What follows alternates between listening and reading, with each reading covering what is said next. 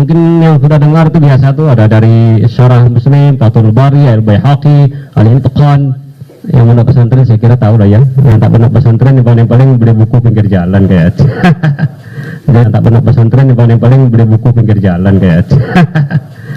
مولاي صل وسلم دائما أبدا. Kita lanjut, ini season yang paling ditunggu-tunggu kayaknya, yaitu saya minta narasumber dengan segala hormat 3 buku bahasan tahlil, qiraatul yasin, wa doa ma'ana. Jadi kalau lari ke sana tolong dihargai saya sebagai moderator gitu ya. Sekali juga dihargai. Jadi ya tahlil wa qiraatul yasin wa doa. Jangan lagi bawa-bawa bid'ah sudah selesai. Paham ya? Nah, maaf. Baik, kita lanjut ke Masyayikh Pak Ustadz untuk waktu 20 menit, yaitu 3 tema: tahlil, wa qiraatul yasin, wa du'a ma'ana. Silakan. Bismillah, kita berbicara tentang masalah tahlilan ya. Kita dapati setelah kita membaca buku-buku dari mazhab Syafi'iyah, ternyata para ulama Syafi'iyah mengingkari masalah tahlilan. Lafal-lafal mereka bermacam-macam. Ada lafal mengatakan muhdats, sesuatu yang baru. Ada lafal yang mengatakan bid'atun munkarah, bid'ah yang apa? Mungkar ya. Dan ini seperti tadi penekanan dari Anadul Talibin bahwasanya orang yang melarang akan diberi apa? Dapat pahala. Ini menunjukkan penekanan yang luar biasa tentang masalah tahlilan. Dan kita dapat yang menyedihkan di tanah air kita, tahlilan ya seakan-akan suatu perkara yang wajib. Dan ini kenyataan, kalau orang tidak tahlilan seakan-akan dia salah. Sampai ada perkataan kamu seperti ngubur seekor kucing. Padahal kita tahu Nabi SAW meninggal di zaman beliau sangat banyak. Ada Khadijah radhiyallahu taala anha, putri-putri beliau, putra beliau, para sahabat. Kemudian di zaman Abu Bakar para sahabat. Tidak pun ada dalil bahwasanya mereka bertahlil seperti acara yang ma'ruf, seperti acara yang kita ritual yang kita laksanakan di tanah air kita 3 hari, 7 hari. Ini juga bilangan dari mana? 3, 7, 40, 100 dan tiap tahun. Ini semua yang menjadikan para ulama Syafi'iyah dengan tegasnya mengatakan bahwasanya tahlilan adalah bid'ah. Oleh karenanya kita mengajak kepada para ikhwan, para saudara-saudara kita dari Nahdlatul Ulama dan yang lain Ahlussunnah wal Jamaah untuk kembali kepada masalah ini, kembali kepada mazhab Syafi'i. Tidak ada salahnya dan ini memudahkan kaum muslimin. Akhirnya kita dapati orang yang tatkala harus tahlilan dia harus mengutang sana, mengutang sini. Sudah terkena musibah ditimpa lagi dengan musibah, harus apa? Membiayai 1 hari, 2 hari sampai hari ke-7, kemudian hari kesekian. Ini sangat merepotkan. Apalagi saya baca di internet sampai ada yang mencuri kabel gara-gara apa? Untuk mengadakan apa? Tahlilan. Dan ini kenyataan, merepotkan. Ya, merepotkan. Oleh karenanya disebutkan oleh para ulama Syafi'iyah, hal ini banyak dari Imam Nawawi, Imam Syafi'i, kemudian para ulama yang lain mengikuti bahwasanya tahlilan hukumnya tidak keluar dari bid'ah munkarah, bid'ah yang apa? Mungkar. Ini menunjukkan bid'ah dhalalah, bid'ah yang sesat, bahkan orang yang melarang akan diberi pahala oleh Allah Subhanahu wa taala.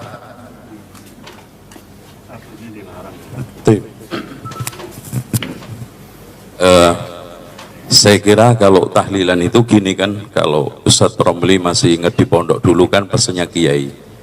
Jadi tahlilan itu dulu Mbah Wali itu kan mau memulai dakwah di sono masih Hindu Buddha. Daripada mereka itu setelah kematian itu ngumpul-ngumpul, minum, khamar dan yang lainnya, judi, dikumpulin, diajari doa pendek-pendek kan gitu Pak Ustadz ya. Diajari doa pendek-pendek sampai diantaranya ada di Jawa itu pikir ya kayuku ya kayumu. Ternyata setelah diusut-usut ya hayyuku ya hayyu ya qayyumu. Karena lidahnya orang Jawa itu susah ngomong lafaz Arab, jadi ya kayuku ya kayumu. Gitu. Nah, kalau kita melihat sedikit saja pernyataan ini apa namanya Syekh Dimyati ya, yang lebih apa namanya mengenal lagi bahwa di sini ittikhadut ta'am fil yaumil awal wa thalith wa ba'dal usbu wa naqlil ta'am ila al-qabr fil mawasim ila ini liman syafal yuraj ila Allah wa ta'ala fal yuraj wallahu ta'ala a'lam, katabu khadimus syariah wal manhaj ya. Intinya di sini beliau mengatakan bahwa wa yukrah ittikhadut ta'am fil yaumil awal wa thalith wa ba'dal usbu wa naqli ta'am ila al-qabr fil mawasim ila akhirih. Dengan demikian jelas, dan kalimat makruh di dalam pernyataan ulama terutama hal-hal yang seperti ini itu nggak ada makruh dalam istilah at'imah, makruh mendekati ibahah, tapi makruh yang mendekati haram. Itu seperti Imam Syafi'i mengeluarkan satu pernyataan wa yukroh, ya, binaul qabr, maksudnya haram, gitu Ustaz. Nah, soal masalah yasinan boleh ya Ustaz ya? Iya kan? Yasinan yang kita persoalkan itu bukan masalah baca yasin. Kayak ini ada yasin fadilah. Cara membacanya yasin. Ini kira-kira kiroah apa gitu loh. Padahal Ibnu Abdul Bar aja sebagaimana yang telah dinukil oleh Imam As-Suyuti di dalam kitab Al-Itqan, membaca Al-Quran dengan kiroah syaddah itu ijma' haram. Apalagi ini syaddah aja enggak. Kita tidak pernah mendapatkan dari manapun akwal ulama dari kiroah yang sab'ah walaupun asyarah walaupun isrun, kalau kita kembangin nggak ada pernah satupun yang membaca memberikan suatu bacaan yasin. Padahal jangankan menambah sampai 7, nambah 1 huruf aja itu kalau amdan bisa dihukumi oleh para ulama kafir. Menambah 1 ayat di dalam Al-Quran, 1 lafaz dalam Al-Quran, 1 huruf nggak boleh. Nah inilah. Nah, oleh karena itu yang kita persoalkan bukan baca yasin. Yang keduanya adalah mengkhususkan, ya, mengkhususkan sesuatu yang umum. Karena ibadah yang mutlakoh harus kita biarkan mutlak, ibadah yang maksusoh kita harus biarkan maksus. Bisa saja tertaksis oleh waktu, tempat, atau kaifiyah, ya kan gitu, atau kadar, atau sebab, ya. Dan yang tidak kalah pentingnya adalah jenis. Selagi ibadah itu tidak terkait dengan jenis, sebab, kadar, kaifiyah, kemudian termasuk sifat itu, tempat dan juga waktu, maka kita biarkan mutlak. Artinya iqra'ul Quran wala ta'kulu bihi, begitu aja. Atau yang jelas Rasulullah SAW mengatakan man qara'a harfan min kitabillah falahu bihi hasanatun, kapan saja, termasuk surat Yasin. Yang menjadi permasalahan, kenapa yang menjadi populer surat Yasin dan itu hanya dikhususkan untuk kematian dan orang-orang mati saja, padahal Allah mengatakan dalam surat Yasin juga liyundhira man kana hayyan wa yahiqqal qawlu 'alal kafirin. Quran itu buat peringatan yang hidup. Walaupun di antara para ulama menafsiri hayyul qalb, ya, tapi kalau orang punya hati hidup, badannya nggak hidup, nggak mungkin juga. Intinya bukan untuk orang yang mati. Nah, tentang masalah ihda itu nanti kayaknya tidak masuk di dalam percaturan ini, ya. Dengan demikian saya pelajari beberapa kitab, dari mulai kitab-kitab yang kecil sampai besar di dalam kitab-kitab yang dikaji di pesantren, nggak ada yang menyunahkan, minimal mengatakan makruh. Bahkan di dalam putusan Bahsul Masail yang diputuskan oleh Syekh Ustadz Kiai Abdul Ghaffar di Banyuwangi juga mengatakan makruh. Itu, ya, dikatakan makruh itu di halaman 5. Ini bukunya juga nanti kita ini. Dengan demikian, terus yang satunya tahlilan ya sih. Oh, zikir. Oke. Hadirin sekalian, tentang zikir bersama, ya, Pak Ustadz. Di sana Umar bin Khattab menyatakan, An Utsman An-Nahdi qala kataba amilun li Umar bin Khattab anna hunaka qauman yajtami'una fayad'una lil muslimina wa lil amir. Fakataba ilaihi Umar aqbil bihim ma'ak fa aqbala wa qala Umar lil bawwaba a'id sautan. Orang yang dilaporkan kepada Umar bin Khattab yang melakukan zikir bersama itu dipanggil, disiapin pecut. Falamma dakhalu ala Umar ala amira darban bisaut, langsung dipukul pakai pecut. Itu. Ini Umar loh Ustaz, ya, bukan saya. Terus kemudian Abdullah ibnu Mas'ud yang itu riwayatnya masyhurah. Ada orang pernah ngumpul-ngumpul berzikir dengan kerikil, dengan itu ditegur oleh Abdullah ibnu Mas'ud. Bahkan dia mengatakan, ya Aba Abdurrahman, kami tidak menginginkan kecuali kebaikan. Kami muridin lil khairin lam yabluh. Berapa banyak orang yang menginginkan kebaikan tapi tidak nyampe. Bahkan Imam Ahmad mengatakan, Imam Abu Hanifah menegaskan, ya, di dalam kitab Bada'is Sana'ih lil Kasani Al-Hanafi, inna raf'as saut bitakbir bid'atun fil asl li'annahu dzikrun was sunnah fil adhkari al-mukhafatah karena ud'u rabbakum tadarruan wa khufyah. Dengan demikian, kalau kita lihat runut, apalagi kalau kita mau sampaikan semua, kita bisa membedakan antara zikir bersama dengan bersama-sama zikir. Di antara teman-teman kita yang melakukan zikir bersama memakai hadis-hadis yang ada di dalam Sahih Bukhari Muslim, itu digunakan untuk sebagai dalil alasan zikir bersama. Salah, itu hanya menjelaskan bersama-sama zikir. Ayo di tempat ini jangan sampai nggak zikir, yang ini baca sholawat, yang ini baca tasbih, yang penting sama-sama zikir, jangan bengong. Nah gitu, bukan zikir bersama-sama. Kalau zikir bersama-sama itu konteksnya beda. Inilah yang dimaksud Umar, inilah yang dimaksud Abu Hanifah, ya, bahwa beliau melarang tentang masalah itu. Nah, kalau sekarang dalil tentang zikir setelah sholat itu merupakan suatu ini telah ditegaskan oleh Imam An-Nawawi, bahwa Imam Syafi'i menganjurkan untuk mengeraskan li ajli ta'lim, hanya untuk mengajar sesekali aja. Itu dinukil juga oleh Imam Ibnu Hajar di dalam Fathul Barinya. Oleh karena itu, permasalahan zikir bersama, titik permasalahannya yang kita harus dudukkan adalah bersama-sama zikir atau zikir bersama-sama dulu. Karena nas-nas yang telah diturunkan oleh hadis-hadis baik dari Quran juga, fadkuruni adkurkum, dan juga faida afattum min arafatin fadkurullaha, dan juga hadis Rasulullah, dan juga pernyataan Umar dan pernyataan Abu Hanifah dan ulama yang lainnya. Maksudnya bersama-sama zikir, bukan zikir bersama-sama. Wallahu a'lam.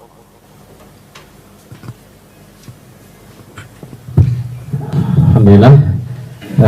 Silahkan Ustadz narasumber yang kedua. Waktu dari jam 4 sampai angka 7. Terima kasih, silahkan.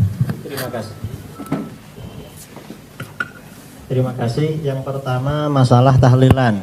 Ini yang dimaksud tahlilan itu makanannya, bukan bacaannya, bukan ihda'u thawabnya kan ya. Kan yang 7 hari itu yang dibicarakan di dalam kitab-kitab fikih itu memang hukumnya makruh. Makruhnya itu mengapa? Karena yang sunnah itu adalah tetangga memberikan makan kepada keluarga duka cita. Berdasarkan hadis isna'u li ali Ja'far tu'aman fa innahu qad atahum ma syaghalahum. Buatkan makanan untuk keluarga Ja'far karena mereka sedang berduka cita. Jadi yang sunnah tetangga memberikan makan untuk keluarga duka cita. Karenanya kalau dibalik keluarga duka cita membuat makan untuk tetangga, maka hukumnya makruh karena mukhalafah li sunnah. Karenanya kata para ulama, ini alasannya karena memberatkan. Dalam teori usul fikih, al-hukmu yaduru ma'a illatihi wujudan wa adaman. Hukum itu akan selalu berputar bersama illatnya. Ketika illat itu ada, maka hukum ada. Ketika tidak ada, maka tidak ada.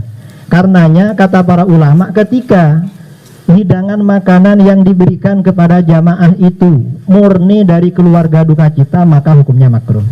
Tapi kalau makanan itu bukan dari keluarga duka cita, dari tetangga, orang lain, maka tidak makruh karena sudah tidak memberatkan. Kaidah usul fikihnya seperti itu. Seperti diterangkan oleh seorang ulama Syafi'iyah, mufti Syafi'iyah dari Irak, Syekh Abdul Karim Al-Mudarris dalam kitabnya Jawahirul Fatawa. Nah, kondisi yang ada di Indonesia ketika ada orang meninggal, yang dikeluarkan itu tidak murni dari keluarga duka cita, tetapi banyak sumbangan dari tetangga. Bahkan dulu saya ketika teman-teman saudara Mundo kalau tidak punya beras mau dikirimkan, biasanya pinjam kepada orang yang keluarganya meninggal. Karena oleh orang diantari beras banyak sekali sampai berkuintal-kintal itu. Bahkan ketika kakak saya meninggal kintalan. Ini mungkin tidak tahu ini apa? Yang Ustadz Zainal dia tahu masalah ini. Jadi makruh ketika itu memang murni dari keluarga duka cita. Kalau dari luar maka tidak makruh. Yang kedua, seandainya ini makruh karena ini budaya tradisi, kalau ini dilawan akan menimbulkan gejolak. Dan itu tidak bagus. Kata para ulama, ada kitab seperti saya terangkan tadi, maaf, saya tidak berdalil dengan al-adah muhakkamah. Tolong dicatat dalil saya. Jangan yang tidak saya katakan jangan katakan saya katakan. Imam Ibnu Muflih Al-Maqdisi dalam kitab Al-Adab Asy-Syar'iyyah mengutip dari Imam Ibnu Aqil dalam kitab Al-Funun, kata beliau, la yambaghil khuruj min adatin nas illa fil haram. Tidak sebaiknya meninggalkan adat masyarakat selama adat itu tidak haram. Jadi selama tidak haram tidak sebaiknya meninggalkan. Mengapa? Ini bukan karena takut, tetapi berdakwah kepada masyarakat dengan pendekatan hati, dengan pendekatan lemah lembut.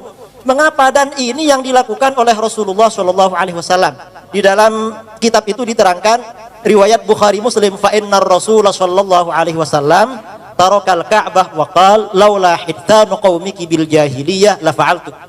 Karena Rasulullah SAW membiarkan Ka'bah dan tidak melakukan rekonstruksi. Alasannya karena umat Islam baru meninggalkan masa-masa jahiliyah. Suatu ketika Rasulullah SAW bersabda kepada Aisyah, Aisyah, Ka'bah itu bukan Ka'bahnya Nabi Ibrahim. Pada masa jahiliyah pernah roboh ketika orang Quraisy membangun Ka'bah bersamaan dengan krisis ekonomi. Karena tidak ada biaya, Ka'bah dibangun lebih kecil. Lalu kata Aisyah, kenapa Rasulullah tidak dibongkar, dibangun lagi? Kata Rasulullah, laula hittanu qaumiki bil jahiliyah la fa'altu. Seandainya bukan karena kaummu baru meninggalkan masa-masa jahiliyah, Ka'bah itu saya rekonstruksi. Ka'bah saja dibiarkan, apalagi cuma tahlilan 7 hari. Penting mana merubah Ka'bah dengan merubah acara tahlilan 7 hari? Karena Ka'bah itu kiblat umat Islam. Ternyata Ka'bah ini setelah tahun 65 Hijriah dibongkar oleh Khalifah Abdullah bin Zubair. Cuman Abdullah dibangun kembali seperti Ka'bahnya Nabi Ibrahim, lebih besar dari yang ada. Cuma bin Zubair ini menjadi khalifah tidak kondusif, perang terus dengan Bani Umayyah, akhirnya kalah. Setelah dia kalah, proyek khalifah yang baru Abdul Malik bin Marwan, Ka'bah ini dibongkar, dikembalikan lagi ke Ka'bahnya jahiliyah. Alasannya ini Ka'bahnya Abdullah bin Zubair, bukan Ka'bahnya Rasulullah Sallallahu Alaihi Wasallam. Akhirnya ada seorang ulama menyampaikan kepada Abdul Malik bin Marwan bahwa ini Abdullah bin Zubair mendapat wasiat dari Aisyah dari Rasulullah Sallallahu Alaihi Wasallam. Setelah Bani Umayyah ini tumbang, diganti Bani Abbasiyah, Harun ar-Rasyid punya rencana membongkar Ka'bah. Alasannya ini Ka'bah bid'ah, Ka'bahnya Bani Umayyah. Ka'bahnya Bani Umayyah lebih bid'ah daripada tahlilan. Tambahan dari saya yang tahlilan itu ya. Kemudian beliau minta pendapat para ulama. Ternyata apa kata Imam Malik? Imam Malik mengatakan, la taf'al ya Amirul Mukminin, fa inni akhafu an takuna mal'abatan bainal muluk. Jangan engkau lakukan wahai Amirul Mukminin. Aku khawatir Ka'bah ini menjadi mainan para penguasa. Setiap ada penguasa ingin menarik simpati rakyat, proyeknya bangun Ka'bah. Fatazula haibatuhu min qulubin nas, maka akan hilang wibawa Ka'bah dari hati umat Islam. Ka'bah sampai sekarang dibiarkan demi menjaga Ka'bah. Tradisi 7 hari itu dibiarkan, yang pertama karena makruh, yang kedua karena sudah adat istiadat, yang ketiga masyarakat banyak memberikan sumbangan yang dapat meminimalisir bahkan menghilangkan hukum makruhnya. Kemudian yang keempat juga demi menjaga hebahnya ulama dulu, para kiai, para ulama, para masyayikh, pesantren-pesantren yang mungkin tempat mondoknya Ustadz Zainal Abidin sampai sekarang masih tahlilan. Ulama-ulama dulu saja membiarkan, ini cuma tahlilan 7 hari. Ka'bah saja dibiarkan, apalagi tahlilan. Dasar yang digunakan oleh para ulama masalah tradisi ini, Imam Ahmad bin Hambal tidak sholat qobliyatul maghrib. Mengapa? Li'annan nasa yungkirun. Karena orang-orang tidak percaya kalau ini sunnah, akhirnya beliau tidak sholat. Jadi bukan takut, tetapi menjaga tidak terjadi benturan dengan masyarakat. Itu cara di dalam berdakwah, bukan langsung bid'ah, syirik, bukan seperti itu. Kemudian saya kira masalah tahlilan saya rasa cukup. Yang ada di kitab I'anatut Thalibin itu pelajaran saya memang di pesantren. Yang masalah Yasin, mengapa kok cuma Yasin, kok bukan yang lain? Mengkhususkan sebagian surat itu tidak apa-apa. Ada seorang sahabat dalam riwayat Al-Bukhari, ketika menjadi imam di Masjid Quba, setiap rakaat membaca surah Al-Ikhlas sebelum membaca surat. Akhirnya dilaporkan, akhirnya oleh jamaahnya disuruh berhenti membaca surat Al-Ikhlas. Lalu katanya dia, kalau saya disuruh berhenti, saya memilih berhenti jadi imam. Tetapi jamaahnya keberatan kalau dia berhenti menjadi imam. Akhirnya dilaporkan kepada Rasulullah SAW. Oleh Rasulullah SAW ditanya, apa yang menghalangi kamu untuk mengikuti perintah kaummu? Katanya kamu setiap rakaat dalam sholat membaca surah Al-Ikhlas sebelum membaca surat yang lain. Lalu apa jawaban dia? Kata dia, inni uhibbuha ya Rasulullah, saya senang surat Al-Ikhlas. Lalu kata Rasulullah, hubbuka iyyaha adkhalakal jannah, cintamu pada surat Al-Ikhlas akan memasukkan kamu ke surga. Kata Al-Hafidz Ibnu Hajar, berdasarkan hadis ini boleh mentahsis sebagian ayat Al-Quran bimailin nafsih wal istikthari minhu, dengan kecondongan hati dan memperbanyak membacanya. Dan itu tidak dianggap meninggalkan dan membenci yang lain. Biarkanlah orang membaca yasinan daripada orang tidak baca surat yasin. Apalagi memang surat yasin ini memang dianjurkan dibaca dalam hadis yang disahihkan oleh Ibnu Katsir ya, dalam tafsirnya riwayat Abu Ya'la, man qara'a yasin fi lailatin asbaha maghfuran lah isnaduhu jayyid. Barang siapa yang baca surat yasin pada malam hari maka dosanya diampuni. Jadi memang berarti ini mengandung hukum masyru', dianjurkan membaca yasin tiap malam. Tiap malam membaca surat yasin. Orang-orang kita kalau tidak berkumpul kadang malas. Daripada tidak baca surat yasin, biarkan berkumpul. Yang penting mereka baca surat yasin. Kemudian banyak dalil-dalil masalah surat yasin. Kemudian yang ketiga, ini kembali ke yasin fadilah. Ini sebenarnya persoalan lain. Mengulang yasin 7 kali itu bukan qiraah syadzah. Qiraah syadzah itu kalau yasin misalnya dibaca yasun, baru qiraah syadzah itu. Wong ini cuma takrir, cuma tardidil ayat. Mengulang-ulang bacaan ayat di dalam kitab-kitab hadis itu juga dilakukan oleh Rasulullah SAW dan para sahabat. Ada yang mengulang-ulang 1 ayat, ada yang mengulang-ulang 2 ayat sampai pagi. Coba baca di dalam kitab At-Tibyan. Saya tidak hafal hadisnya itu. Coba dibaca di dalam kitab At-Tibyan. Nah, orang yang kemudian menyelah-nyelahi doa antara surat yasin, menyelah-nyelahi doa antara Al-Quran itu juga tidak apa-apa. Rasulullah SAW ketika membaca Al-Quran, setiap ada surah yang menerangkan azab, ya ta'awwad. Kalau ada surah, ada ayat tentang rahmah, beliau memohon kepada Allah turunnya rahmat itu. Mungkin orang yang baca surat yasin ada hajat khusus itu. Dan itu dianjurkan. Dan ini bukan berarti membaca yasin fadilah itu dianjurkan. Tidak ada pernyataan ulama baca surat yasin lebih afdal dari yasin fadilah lebih afdal. Tidak ada. Cuma kalau membaca surat yasin dengan cara seperti itu dan ada ijazahnya, insya Allah ada khasiatnya. Dan khasiat ini diakui oleh para ulama, termasuk dalam kitab yang disebutkan tadi, Al-Itqan fi Ulumil Quran, karangannya Al-Imam Al-Hafiz Jalaluddin As-Suyuti, ada bab khusus fi khawasil Quran. Bab yang menerangkan tentang khasiat-khasiat Al-Quran. Dan ini juga diakui oleh Syekh Ibnu Qayyim al-Jauziyah dalam kitabnya Zadul Ma'ad fi Hadyi Khairil Ibad. Kata beliau, wa minal ma'lum anna di kalamin nas manafi', anna di kalamin nas manafi' mujarrabah wa fawaid mujarrabah. Ucapan manusia saja ada mantra-mantra, jampi-jampi itu ada khasiatnya. Fa kaifa bi kalamillahi rabbil alamin. Bagaimana dengan Al-Qur'an? Apalagi Al-Qur'an itu banyak khasiatnya. Mungkin yang baca surat Yasin Fadilah karena tertarik dengan khasiatnya itu. Ya mungkin nanti akan tanya itu, dari mana dasarnya Al-Qur'an hadis itu khasiat. Nah, khasiat itu kan tidak harus dari Al-Quran dan hadis. Ada yang dari Al-Quran dan hadis seperti khasiat tentang maghfirah ya, bagi orang yang baca surat Yasin, atau mungkin bisa mengentaskan krisis ekonomi yang baca surat Waqiah. Kata para ulama, khawasul Quran itu bisa diperoleh dengan tajarrubat, tajaribil salihin, pengalaman orang-orang saleh, wa ilhamatil arifin, dan ilham atau mukasyafah yang diterima oleh orang-orang yang arif kepada Allah Subhanahu wa taala. Bisa seperti itu. Kemudian masalah doa bersama, berkumpul-kumpul bisautin wahid. Membaca Al-Qur'an dengan bisautin wahid itu juga ada riwayat yang membolehkan. Misalnya hadis yang dijadikan sandaran oleh Imam Nawawi, majtama'a qaumun fi baitin min buyutillah yatluna kitaballah. Suatu kaum berkumpul dalam rumah-rumah Allah, mereka membaca kitab Allah, berarti mereka membaca bersama.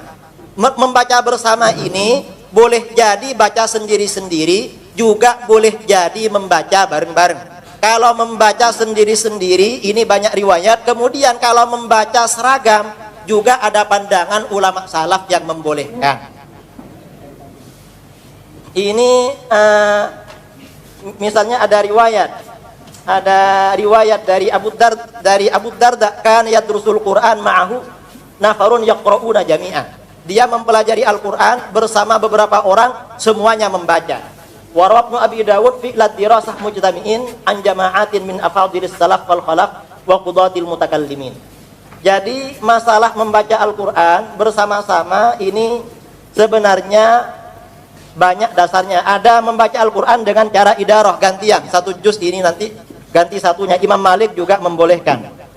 Kemudian masalah riwayat dari Umar bin Al-Khattab tadi, riwayat dari Umar bin Al-Khattab tadi, dan riwayat dari Abdullah bin Mas'ud, kata para ulama, kata Imam Jalaluddin As-Suyuti, yang melarang zikir jamaatan, zikir bersama secara bareng-bareng, itu bertentangan dengan dalil-dalil hadis yang beliau sampaikan, seperti yang beliau sampaikan di dalam kitabnya Al-Hawi fil Fatawi. Kemudian masalah tinggal berapa? Tinggal 5 menit ya.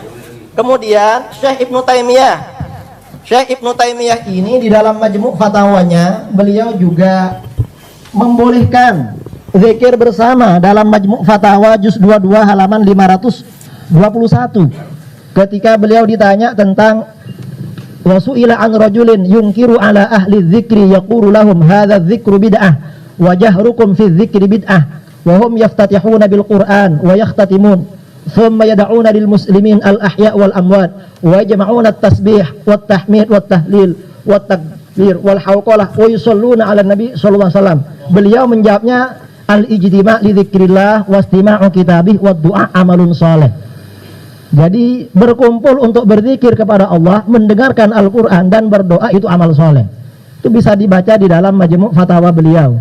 Kemudian beliau juga ditanya, wasu'ila an awamin fuqara, orang-orang awam yang fakir, yajtami'una fi masjidin yadhkurun wa yaqra'una syai'an minal Qur'an, thumma yada'un wa yakshifuna ru'usahum wa yabkun wa yatadarra'un, wa laysa qasduhum min dhalik riya'an wala sum'ah, bal yaf'alunahu ala wajhi taqarrub ilallah. Kata beliau, al-ijtima' alal qira'ah wa dzikri wa du'a hasanun mustahabbun. Jadi berkumpul dengan membaca Al-Quran, berkumpul untuk membaca Al-Quran dan zikir bersama dan berdoa itu baik dan mustahab, dianjurkan. Cuma kata beliau, idza lam yuttakhadh dzalika 'adatan ratibatan, selama itu tidak dijadikan adah ratibah. Jadi tiap waktu misalnya, itu menurut tidak mustahabnya. Tetapi walaupun tidak mustahab, ini bukan berarti makruh, bukan berarti haram. Kalau yang rotibah itu tidak mustahab, tetapi seandainya melakukan, berarti menurut beliau masih boleh itu.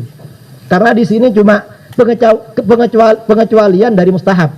Sama dengan tadi Imam Syafi'i mengatakan tidak dianjurkan zikir dengan mengeraskan, kecuali untuk liqasdit ta'lim. Tidak mustahab itu artinya bukan berarti dilarang, masih bisa jaiz. Kemudian ini juga menyambung dengan yang pertama tadi ya, masalah makmum masbuk. Makmum masbuk yang saya terangkan tadi, saya menerangkan makmum masbuk itu bukan masalah bid'ahnya, tetapi masalah sunnah bermakna memulai.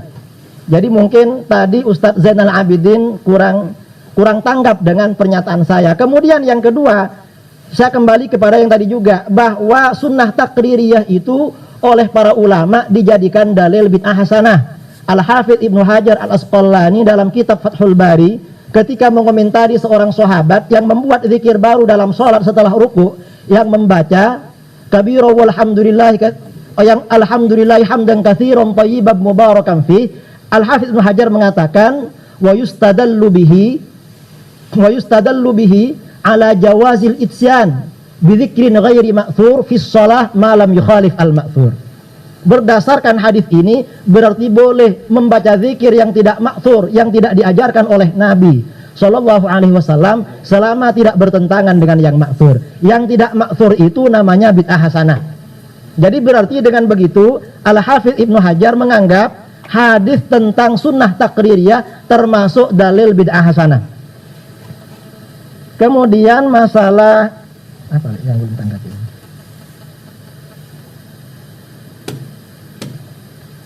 Sudah semua. Saya kira semuanya sudah saya tanggapi. Saya tidak mau berlarut-larut. Masalah tadi ya, masalah Abu Ja'far Ar-Razi dari Yahya bin Ma'in ada riwayat, ada yang mengatakan thiqah, ada yang mengatakan saleh itu. Jadi saya kira tidak perlu diperpanjang. Saya kira cukup. Baik, kita break. Setelah pesan-pesan berikut ini, Pak Ustadz silakan minum Masyaikh para tamu undangan. Semakin lama kayaknya kepala kita semakin kasih waktu 5 menit dari jam 8 sampai jam angka 9 waktu dapat dipersilakan.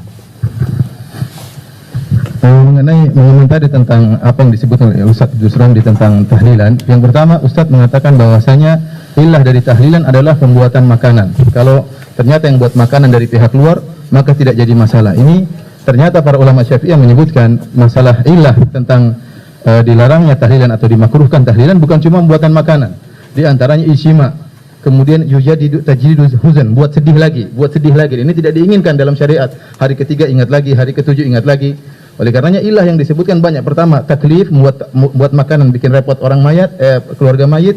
Yang kedua, ada ijtima', kunna na'udu ijtima' wa sani'atu ta'am ba'dal dafni minan niyahah. Kami memandang, kata Jarir bin Abdullah, kami para sahabat mandang kalau ada kumpul-kumpul di rumah keluarga mayat, ya maka ini termasuk niyahah, meratapi. Oleh karenanya ilah bukan cuma satu, harus dipahami. Ilah juga diantaranya mengenai kesedihan. Kemudian yang kedua, tahlilan hukumnya makruh, bukan makruh tanzih, bukan makruh istilah usuliyin bahwasanya kalau dikerjakan tidak mengapa, ditinggalkan dapat pahala. Tapi makruh di sini makruh tahrim. Ya, kenapa kita lihat lafal-lafalnya dikatakan bid'ah mungkarah. Mungkar ini bukan yang suatu yang mungkar ini bukan suatu yang makruh, bukan mungkar. Kemudian yang kedua, perkataan dari ulama besar mazhab Syafi'iyah Zakaria Al-Ansari dalam kitabnya Asnal Matalib dikatakan dia mengatakan wa hadza zahirun fit tahrim, dan bahwasanya tahlilan itu hukumnya apa? Tahrim, haram. Ini nas dari ulama Syafi'iyah bahwasanya hukumnya haram, bukan sekedar makruh. Oleh karena jika tatkala kita jelaskan hukumnya haram, maka tidak ada kita mengatakan karena demi kemaslahatan kerjakan saja. Ini tidak bisa kerja hal ini.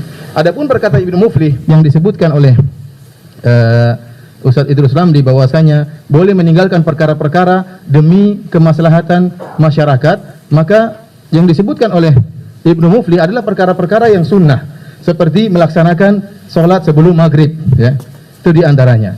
Oleh karenanya saya ingin tahu apakah ini tidak sejalan dengan masalah tahlilan. Oleh karenanya sekarang meskipun Ka'bah sudah aman, ya, aman, orang-orang mungkin sudah berilmu, terjadi sampai sekarang pun. Dan saya tadi dengar perkataan Ustaz Idrus Salam tatkala mengatakan dialog Imam Malik dengan salah seorang ulama, dia mengatakan ini bid'ah. Tadi gimana Ustaz bilang? Mohon maaf. Bid'ahnya merubah Ka'bah. Terus dari dia bilang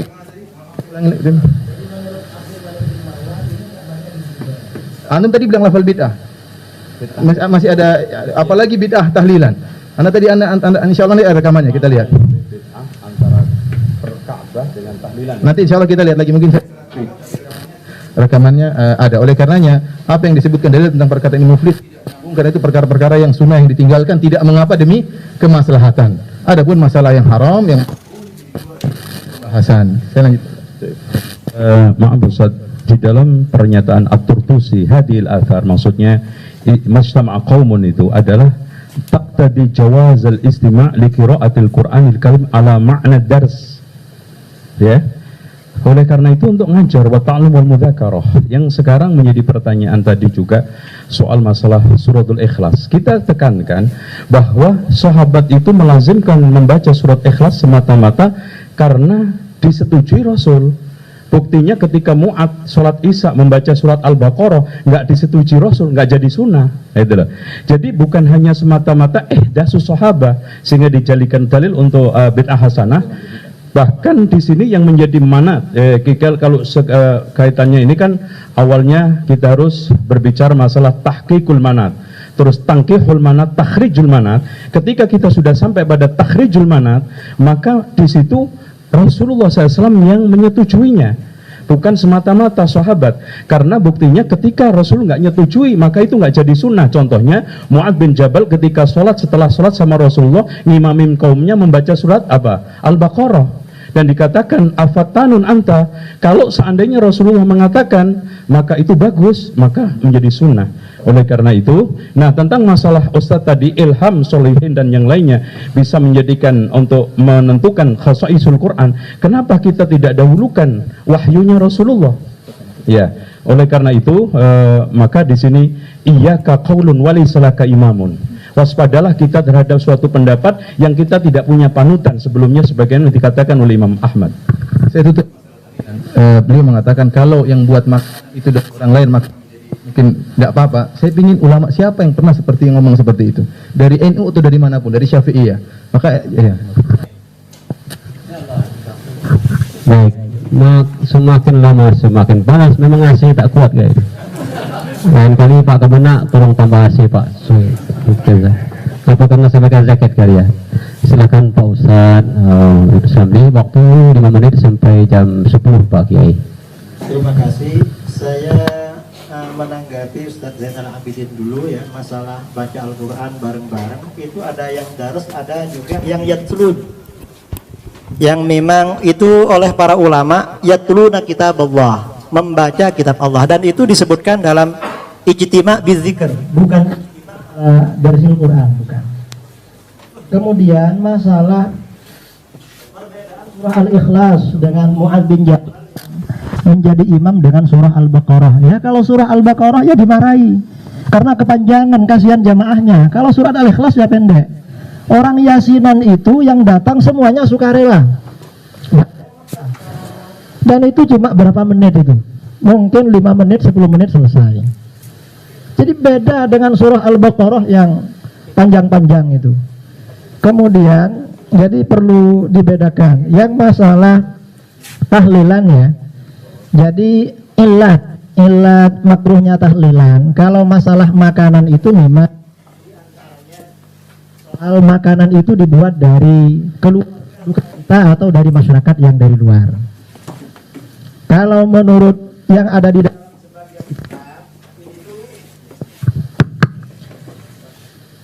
di dalam sebagian kitab Syafi'iyah disebutkan oleh Mufti Irak, Mufti dari Irak, Syekh Abdul Karim Al-Mudarris Asy-Syafi'i dalam kitabnya Jawahirul Fatawa.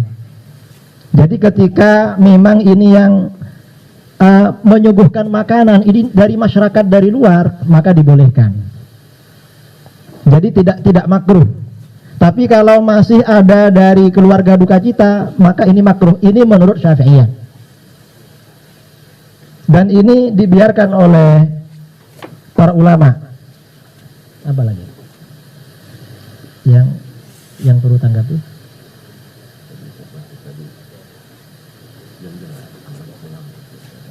Yang masalah amal para ulama itu ada dalilnya. Jadi masalah khasiat-khasiat ayat Al-Quran itu dari para ulama, dari orang arif atau dari para ulama, sebagian dari hasil ijtihad mereka.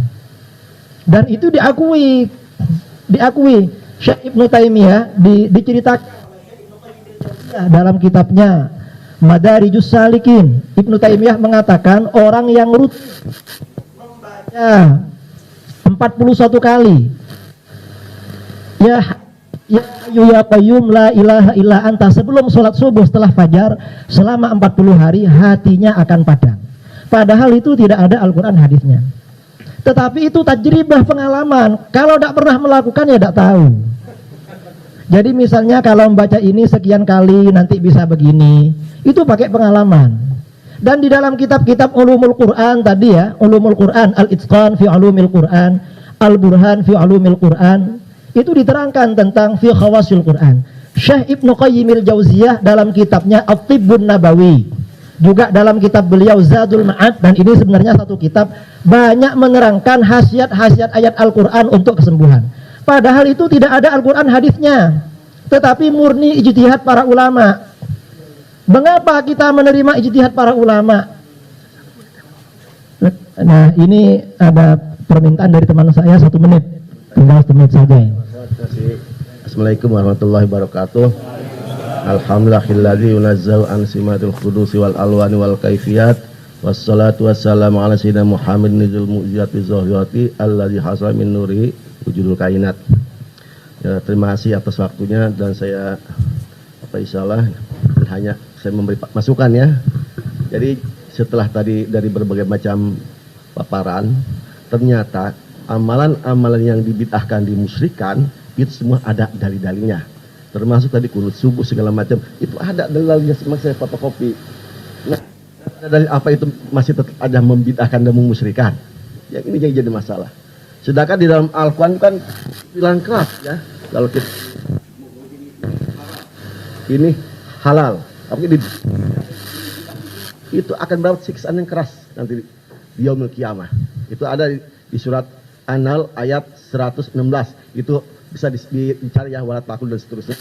itu di tafsir Ibnu Katsir ya, jilid 3 halaman 590 itu. Di situ diterangkan itu. Ini cuman jadi mohon maaf.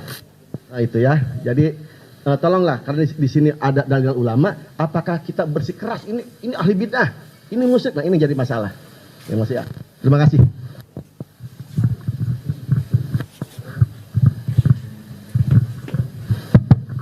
Ya Allah, Alhamdulillah berkat pertolongan Engkau juga ya Allah. 3 pokok bahasan yang betul-betul memukau kita dari pandangan-pandangan ulama salafus saleh yang betul-betul soleh, betul-betul hafal Quran, hafal hadis, atau as-sunnah, beribu-ribu mereka hafal dan meninggalnya juga mendapat pahala dari Allah Subhanahu wa taala. Mungkin yang sudah dengar itu biasa tuh ada dari Syarah Muslim, Fathul Bari, Al-Baihaqi, Al-I'tiqan. Yang pondok pesantren saya kira tahu lah ya. Yang tak pondok pesantren yang paling beli buku pinggir jalan kayak. Jadi inilah tergambar oleh kita semua. Terima kasih Bapak Ustaz narasumber, Bapak Muhammad Idrus Ramli atas ilmunya. Semoga Allah memberikan manfaat dan berkah. Pada Bapak Muhammad Tabari Asadzili, semoga Allah memberikan berkah. Pada Ustaz Zainal Abidin bin Samsudin, semoga Allah memberikan berkah dengan ilmunya. Dan Pak Ustaz Firanda Andirja MA, semoga Allah memberikan berkah ilmunya. Kepada Natulen, kepada kita semua, para ulama dari Pemko, Pak Kemenak, dan Pak Kamla, Angkatan Laut, dan kita semua yang hadir. Setelah ini, mari kita kembali ke dialog ukhuwah dan ilmiah, menjalin kebersamaan dalam perbedaan. Saya mohon maaf jika ada ucapan dan kata-kata yang saya salah. Hanya kepada Allah berserah diri. Akhirul kalam. Assalamualaikum warahmatullahi wabarakatuh.